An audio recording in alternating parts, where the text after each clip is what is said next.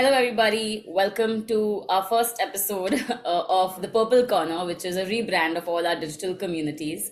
I'm, of course, Prakruti, and today I have with me Mehak Goyal, who is a poet, entrepreneur, and traveler, as her Instagram bio goes. And she's currently basking in the glory of a super successful debut collection of poetry, Failure to Make Round Rotis, published by Juggernaut. She's currently at Dehradun Festival and signing in from there. So thank you, Mehak, for making the time while you're traveling and taking time out from experiencing the lovely weather of Dehradun. It is pretty amazing here, Prakriti. And congratulations on creating Purple Corner. It sounds like a Herculean task, but kudos to you and hopefully your team as well for getting here. Thank you. So Yeah. proud of you guys. Namrata and Amritesh, my team, they're fantastic. Yeah. I'm going to jump right in. I, of course, started research about you on your Instagram. You have a stellar presence there and was going through your feed. And I could see it changing how you were putting your poetry out there, right? Like that change was very evident. So, clearly the journey with poetry has been a much longer one than the one with his book itself. I also read in or at least heard in an interview that you some poems from this have been published in journals before. So if you want, can you talk a little bit about that journey as a poet, not just for this book but beyond that? Absolutely. So I like to say that, the journey of poetry has been as difficult as making a round roti for me. And hence the title of the book, Failure to Make Round Rotis. I've always felt that, we as women are judged or judged on the basis of the roundness of our rotis from a small child or a girl, right? I have been taught that, I have to be the provider in terms of the making or cooking food for my husband going forward. And if I can't make round rotis, I would essentially be a failure in life. I always wanted to write about these things, but somewhere around the age of 50, where, I've had enough money and probably just bank it somewhere and then start writing, come to Dehradun, probably start writing then. So as you said, I'm a B2B sales leader. I had a startup of my own for about 5 years. And in the middle of it, I had a freak knee injury, due to which I had to go on bed rest for 6 months. And that completely changed my life simply because uh, I took something as simple as walking for granted most of my life. And there I was sitting on bed rest. I had to close down my startup. I went through a really bad breakup around the same time. And all of this pulled together, I felt I was at the lowest point in my life. I have always been a voracious reader, but poetry really helped me build myself piece by piece again at that moment. And that's when I started writing. And again, the intention wasn't to, oh my God, I'll write a book and become a best-selling author or whatever at that time. It was just to get out of that bad phase in life. So I started writing then, and then 2 years later, my book gets published by Juggernaut. Yeah. I want to talk both about that phase of finding poetry and the journey, and I don't know what to start with. Let's go with the journey because that's how I started the question. Um, it took you 2 years to write, but and this is probably just me looking at your feed and just kind of observing the journey from the outside. Um, is that it's a very seamless thing, when we talk, even when we talk internally or we tell authors we work with, etc., about even starting their life as author, right? We do say, okay, yes, build up a social following, put your work out there, put stuff related to your work and related to the life of being a writer out there. And you seem to have done that in the most step by step way, in the sense that there was Instagram first and It there looks like was that. Yeah. It it looks looks like like that. I thought it. I knew you'd say. I said it looks very seamless. Now that you said, okay, yes. What do you do to be a poet? Put out on Instagram, send to journal entries, build up a profile, and then get published. And like literally in that order, you tick the boxes. But did you know it going into that? And how did you start putting it out in public for the first time? not at all. I was, Being a writer is a very harrowing process in itself because as a person, I was about 25 when I started writing. You've been through so much, there's so much angst inside you, and just pouring that out on paper, especially for an introverted person who doesn't express their thoughts out loud. I felt it was a completely harrowing, and then forward a couple of months later, a cathartic process, because I'm a computer science engineer. I have a business degree. I have no idea about English language in terms of I don't have an English degree, which has been pointed out almost by every publisher around. And I just didn't know where to start. I didn't know how to write a poem. I didn't know what the starting point is. I didn't even know who are the contemporary authors in India right now. Of course, we've heard of the Javed Akhtar sir and Gulzar sir, whose poetry is phenomenal, and a couple of other Hindi poets as well. But I didn't know where to start. And the worst part is I didn't have anybody to guide me. I don't know anybody in this industry, so I was completely lost. It was as simple as Google searching who are the most contemporary writers in India, because I wanted to write about India. I wanted to write about the brown girl experience. And it was so fascinating to me when I found this out, that there are two schools of poetry today. One is, of course, the Rupi Kaur School of Poetry, which is very fascinating to me. She's built such a large audience on the basis of relatability of her poems. A poet like that hasn't emerged in India as of now. And there is, of course, the cerebral school of poetry by authors or poets like Ranjit Hoskotes and the Jeet Hayals. And again, it takes, some time to even read their poem, savor it, understand it, and the effect is absolutely magical. But I felt that there was a huge gap between both of these schools, and that's why people are alienated from poetry today. As simple as, I think this gap existed in fiction a few years back, maybe 10, 20 years back, when there weren't enough, like you said, right, Indian writers with the largest publishers coming out, right? And now we have a Chitra Divakar Banerjee, we have an Amrita Mahale, we have Janice Periat. So many of these contemporary female feminist writers, right? And I felt that, I needed to do for poetry what has already been done for the fiction, non-fiction, or even the historical fiction genres, which is the most popular in India right now. Um, and honestly, when I started, I didn't think that I'll be able to do it. I didn't have a plan in mind. I had a few poems. I got a lot of confidence because, again, those got published in journals. But there was no point of action key, oh, if I do this, then I'll get this, then I'll get this. So it was an interesting process in itself, just getting to know everything. So you just really winged it as you went, found out, acted on it, and built something. Absolutely, absolutely. And I think people never tell you this, right? The first process is writing. Writing is very, very difficult. Just absorbing as much as you read and then putting it out in paper. But nobody prepares you for the second leg of the journey, which is publishing. And me not being from this industry, second, having a genre like poetry, hearing from every possible publisher that poetry doesn't sell. And do you know how many poetry books are published in a year by Harper or Penguin? Two Too. books. Wow. Two books in a year. They And have not by 15. debut, and not by debut Not author. my debut at all. These are the prominent writers, probably in their 50s or 60s again. So it was so fascinating to me that Penguin publishes 365 titles. That's one book a day and only two. I mean, there's no percentage comparison here, right? And only two of them are poetry books. So nobody prepares you for the publishing journey, right? Writing itself is a Herculean task, and then how to get a publisher for yourself is a completely out of the box experience. I got really, really lucky with Juggernaut. In fact, this is Juggernaut's first ever poetry book. Oh, wow. I did not know that. Wow. Congratulations.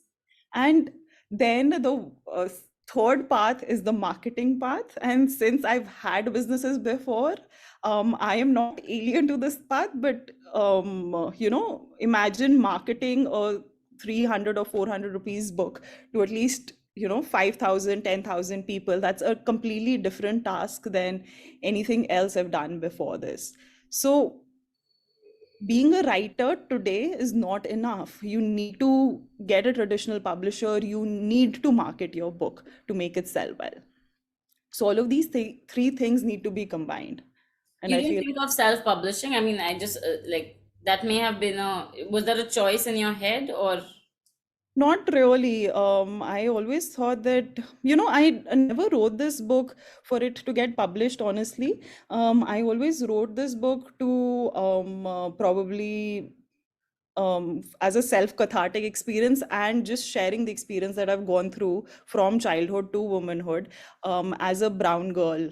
The things that your parents say, the things that your extended family say, the things that your friends say around you, right? And self-publishing was one thing that I was just like, oh, if I need to self-publish, it'll just go to my friends and family, and that doesn't make sense to me. So in my head, I was like, okay, maybe I'll wait for 3, 4 years before I get into this. And yeah, I really didn't think about self-publishing at all. Fair enough. Fair enough.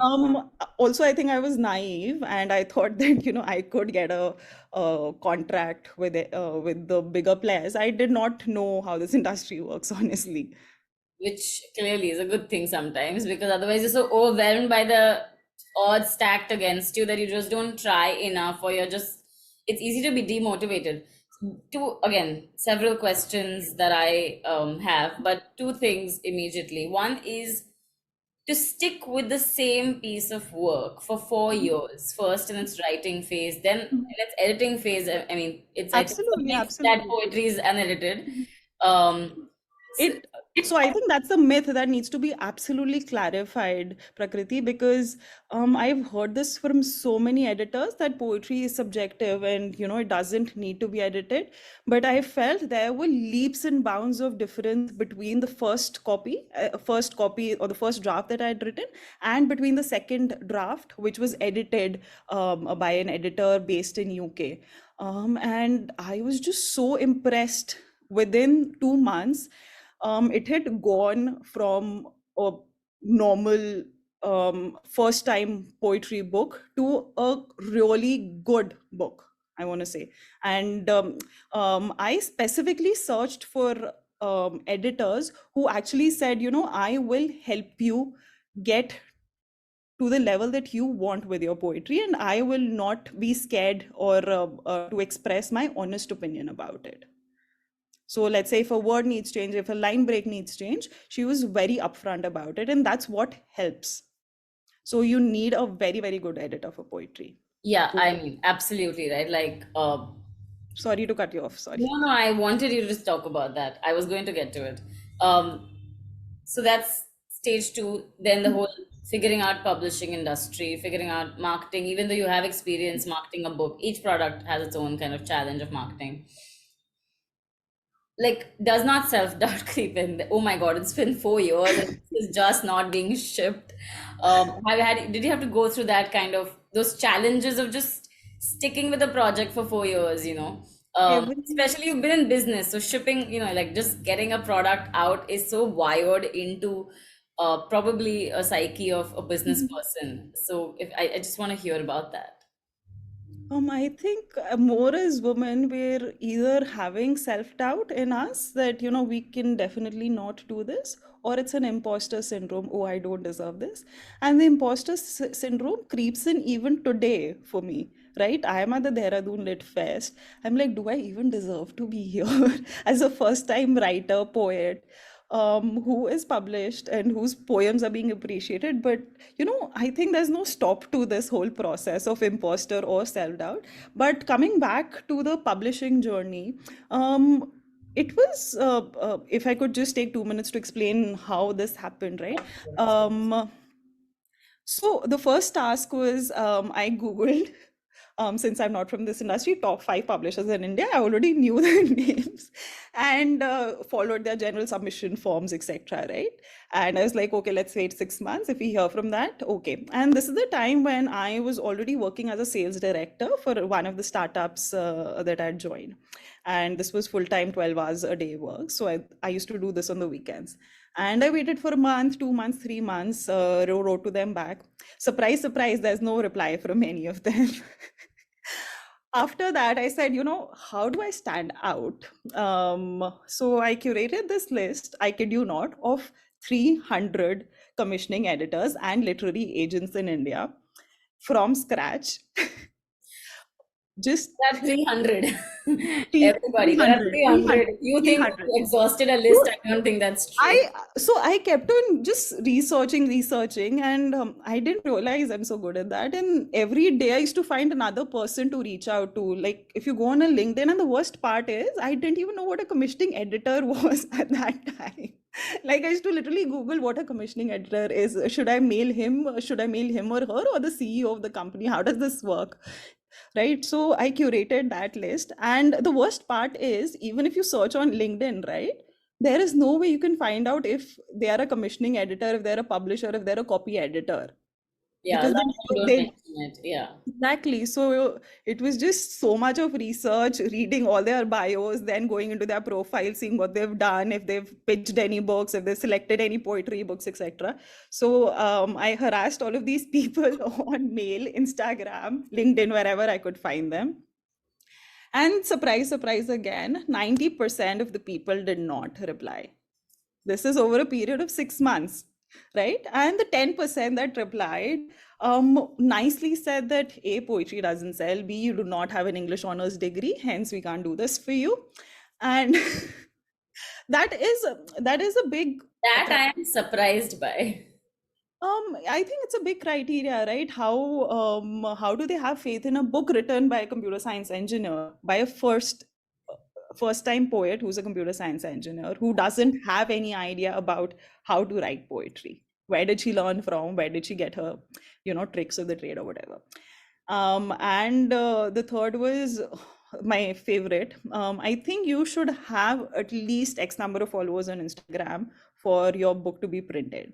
How many did you have right now? You have enough and I more have about 40K. now, but when you were Same. It hasn't increased that, or decreased. Yeah, it's very constant.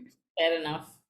So, I was again, matlab, every day my dream was being butchered by somebody or the other, and I just didn't, see any point in getting up another day and trying again. But I had the list of 300, so I had to mail everybody. That didn't help, obviously. So the next step, I was like, oh, what can I do differently? I live in Delhi, so I was like, okay, let me just go to these offices, right? So I went to Rupa, I went to Harper. The interesting thing there is, once you reach the office, you need to have a contact of a person or an appointment of a person to meet a person. And if these people aren't replying, how do you get an appointment? What a catch 22, right? And I was just like, okay, I'll wait here for hours. I literally remember waiting in the sun at Rupa office. And then I was like, how do I meet people? How do I meet people? How do I meet people? What am I doing in life? The works. It was on repeat in my head. And thankfully, a couple of people came out for a lunch break on day two. And then I was like, hey guys, like I have this poetry book, and I'd printed like 10 copies of it with the cover and everything. And I was like, okay, can you just have a look at my book? They went inside. I mean, I didn't go inside the office at all. They said, okay, we'll see. And they came back in an hour and they said, we don't publish poetry.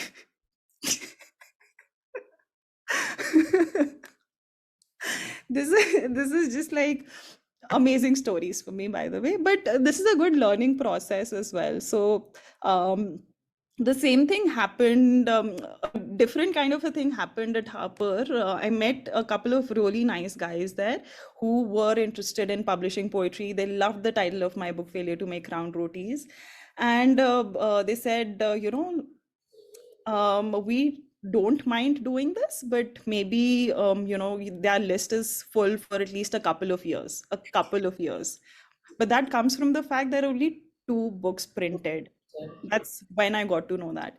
And how Juggernaut happened was I sent a cold mail to Chiki, um, or in May end, and I had a contract for her by June 5. I Wow. quit my job on June 6.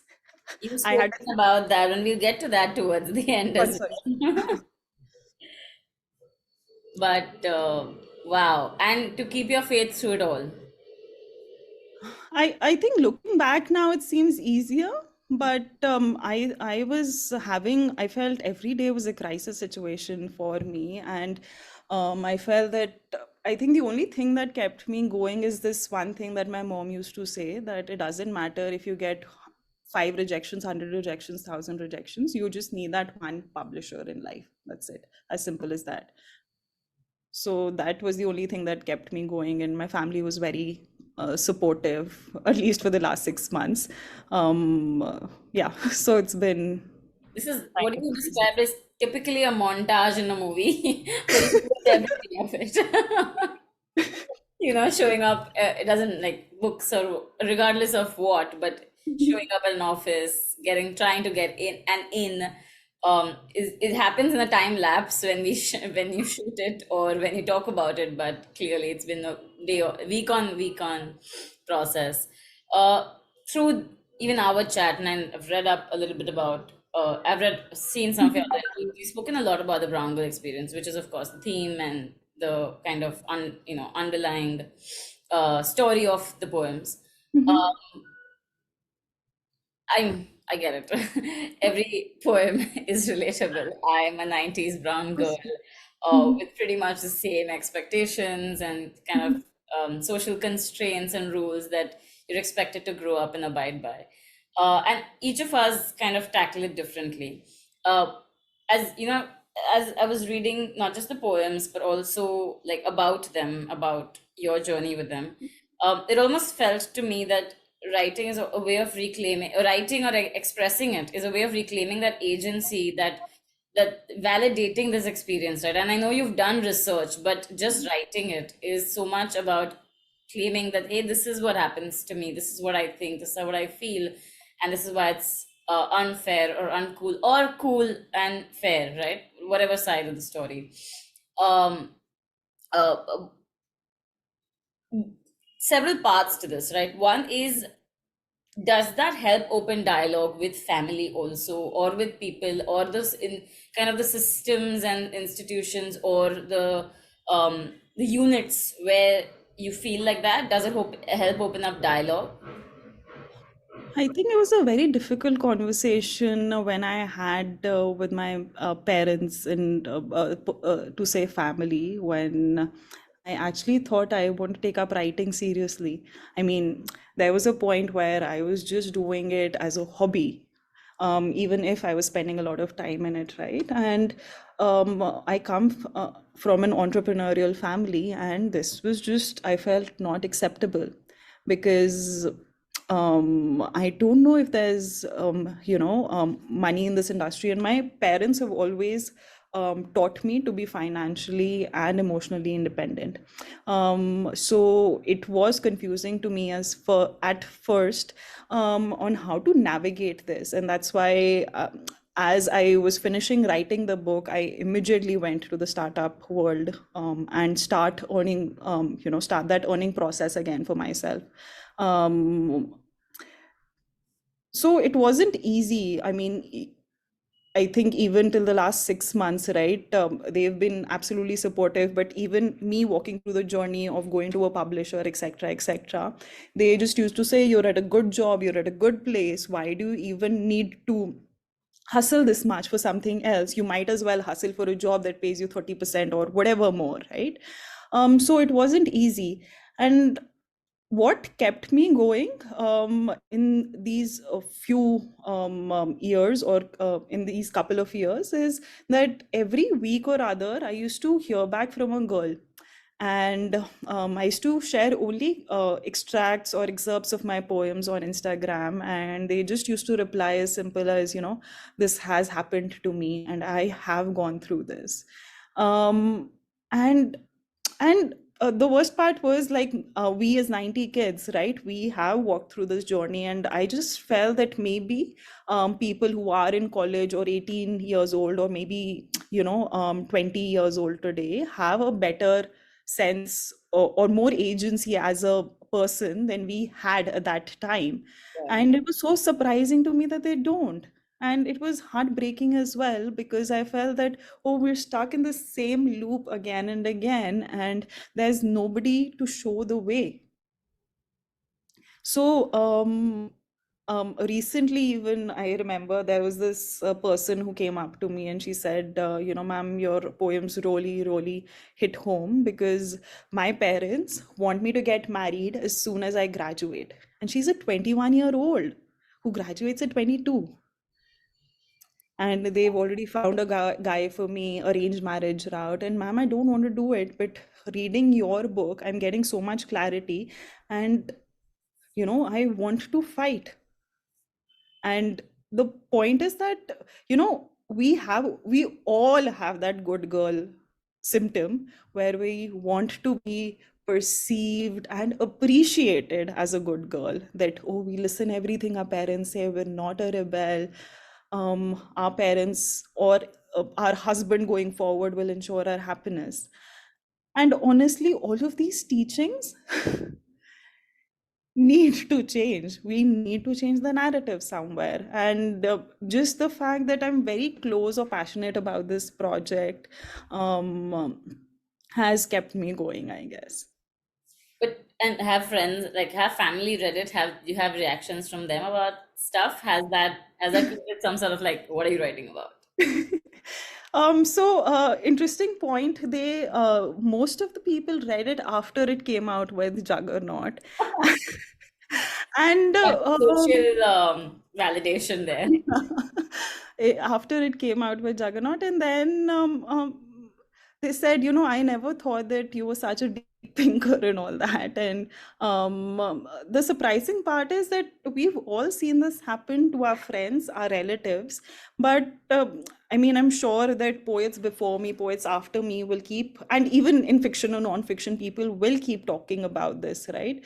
But I think somewhere I got lucky with getting this book published, but somewhere this message does need to be a recurring message to girls, so that they don't feel guilty.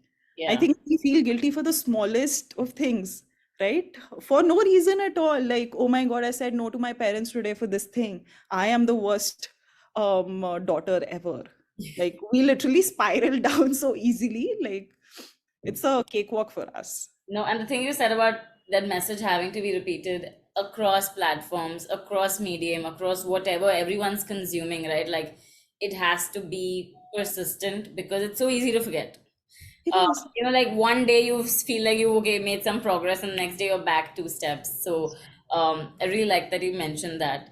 I want to shift focus from your journey as a writer to your journey as a reader, because I know that you've been a voracious reader of fiction, non-fiction for a large part of your life, and poetry since your leg injury, knee injury, right?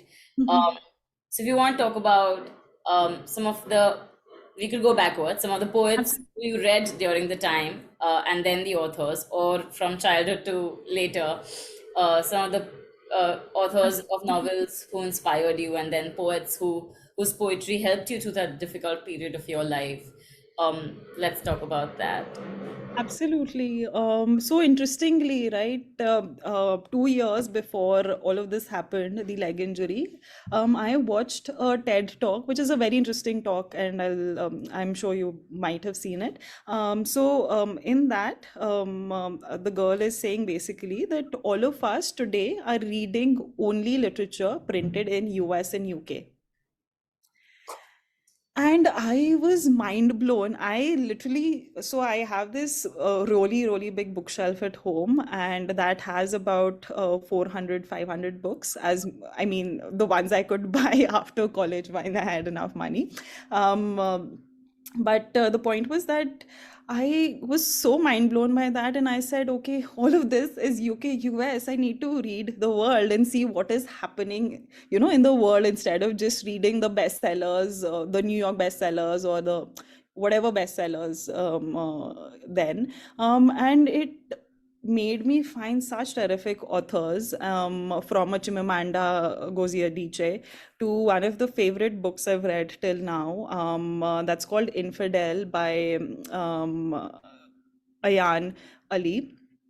So it is a story of a black girl. She was in Somali, born and brought up in Somali. Her parents were activists there, and she was forced into arranged marriage to a guy in Canada who she barely met for 2 hours.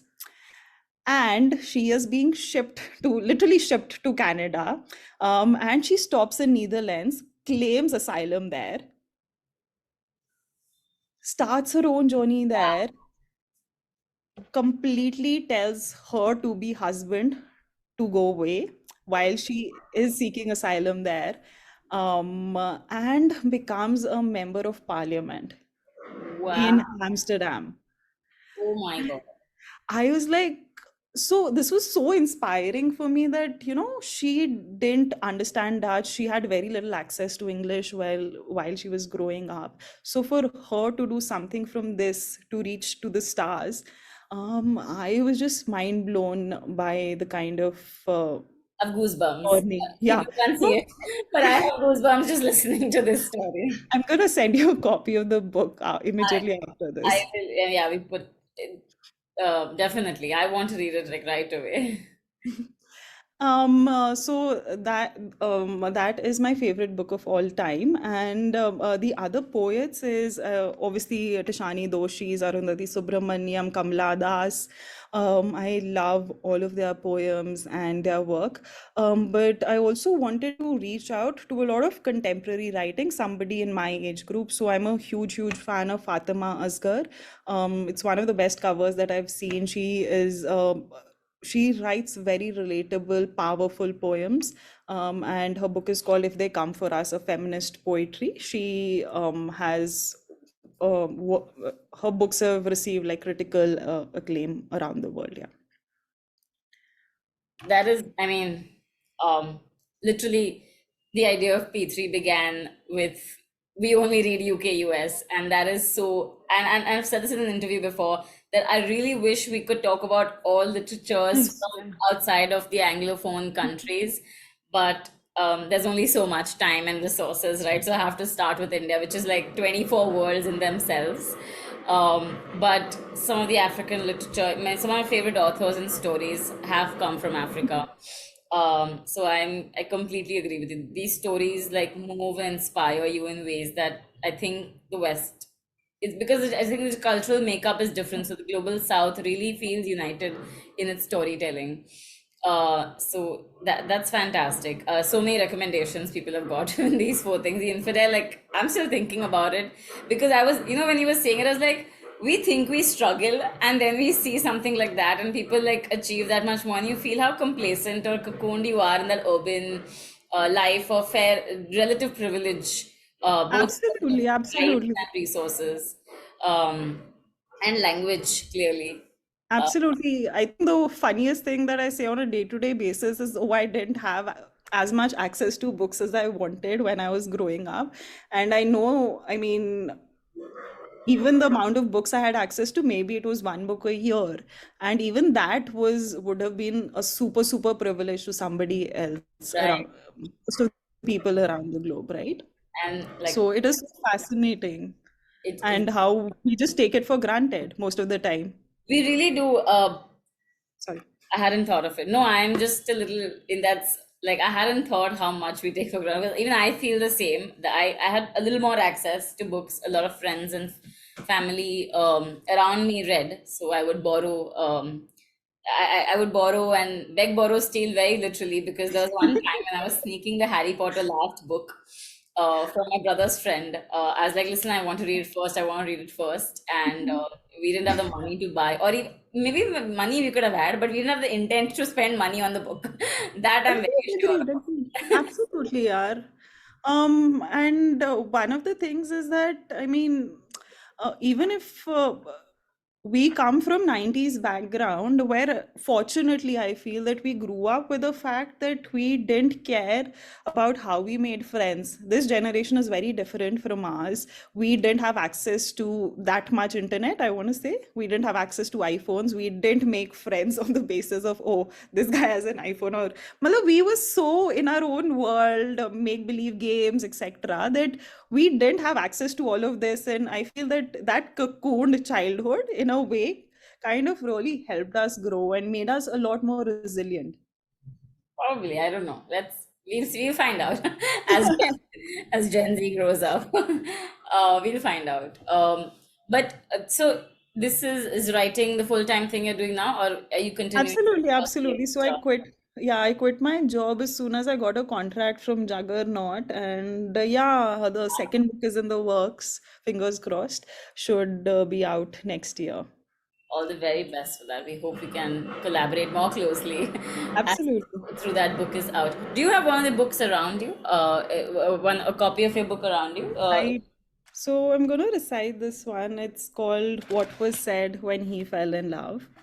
And this is just about the societal expectations that um, the society has from women when they're about to get married. And I feel this is not just about the time when they're about to get married, these are inbuilt in us, sort of a manual that we grow up with as girls, and specifically brown girls.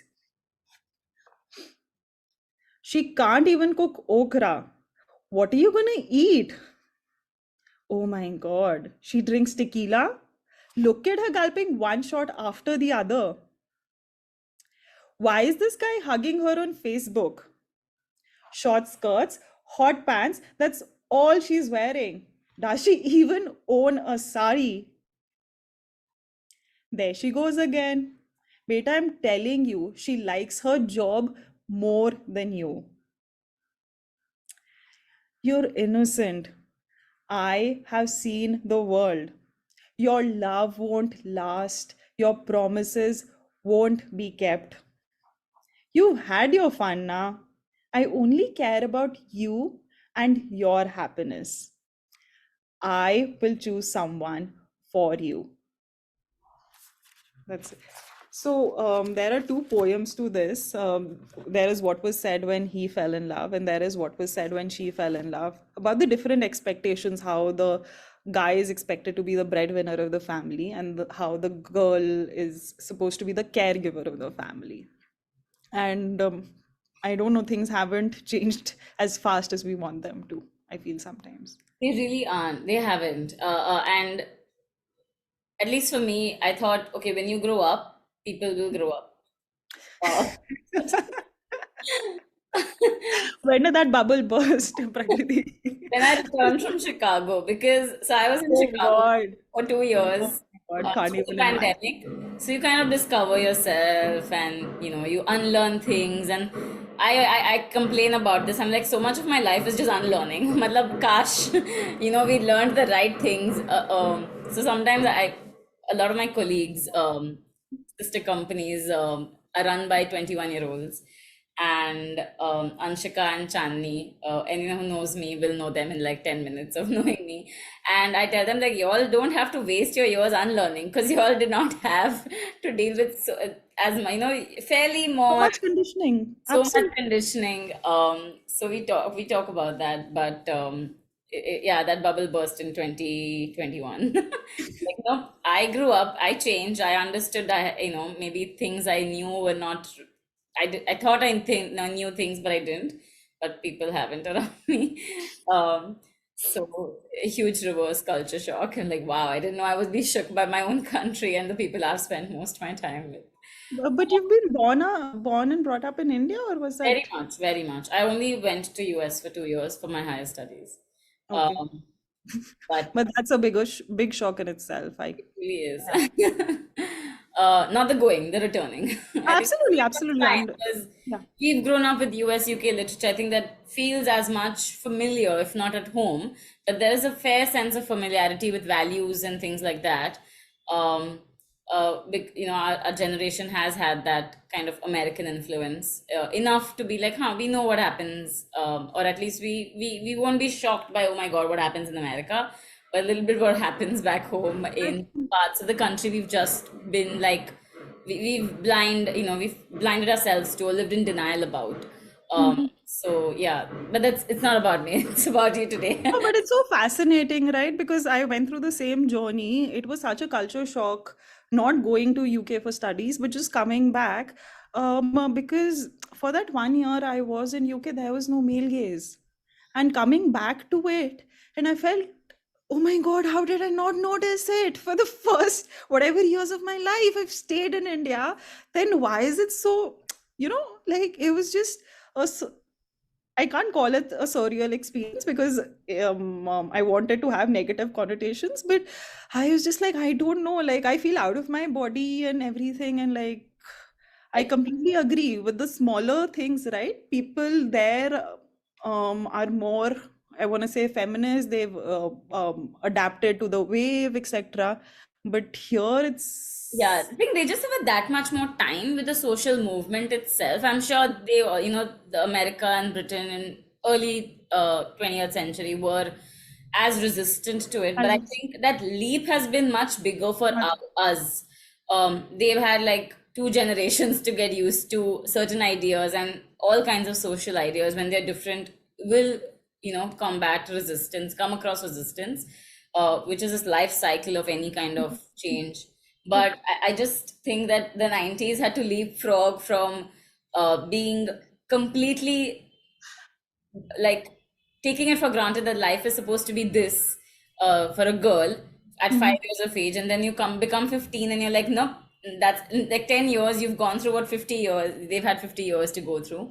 So I'm like, for me, I think the word I've used is confusing, because I am empathetic to how difficult it can be to accept a certain new way of life, and how attacked you can feel, right?